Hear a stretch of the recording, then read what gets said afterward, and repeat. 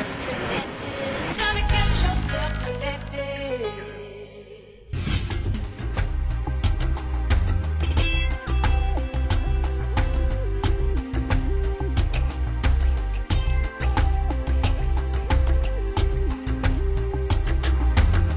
Well, as energy prices go skyward, I'm talking things like gas, oil, we look at other energy sources, and to understand one of them, we've got John Tack from Hydrogen and Fuel Cells Canada. Thanks for coming on the show. Thanks, Mike. I think this is an important thing to look at right now. We think typically cars when we think hydrogen fuel cells, but there's other applications as well. There are, and those applications aren't really coming to the public front. We have fuel cell products going into forklifts. We have them going into backup power systems for telecom, into residential applications in Japan, and we're using them in buses, which you'll see in Whistler, BC, operated by BC Transit. It's kind of an interesting thing. Why aren't we seeing it so much in cars? And let's have a look at this one here. Yes. Well, cars are the long-term target for hydrogen fuel cell vehicle technology.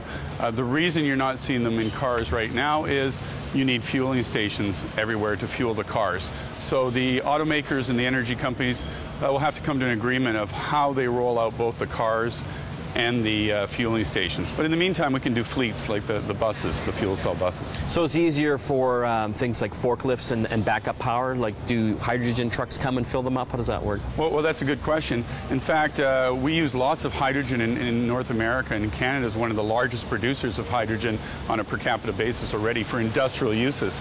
So you can order some hydrogen delivered in a cylinder to your warehouse, and with a fueling device, you can fuel a forklift in under a minute. And off it goes. It runs twice as long, and you end up saving money over a period of time. So as far as the cost goes, then, we're not seeing that cost down low enough for it to be mass-produced in cars yet?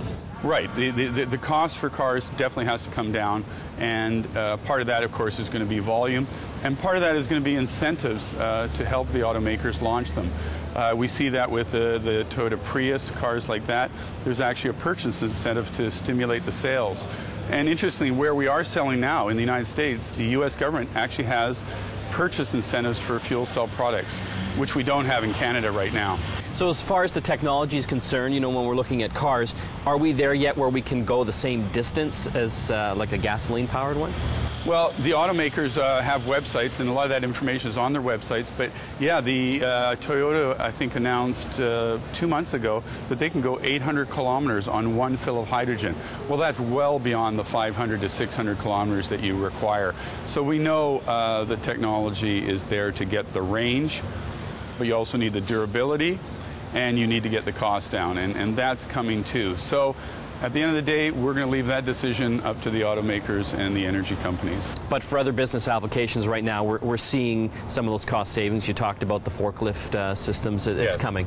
Yeah, those are starting to roll out, and I think a lot of thing that Canadians probably don't know is that we have a large number of companies in BC and also in Ontario and across Canada that are developing hydrogen fuel cell technology. We're one of the leaders in the world in the technology.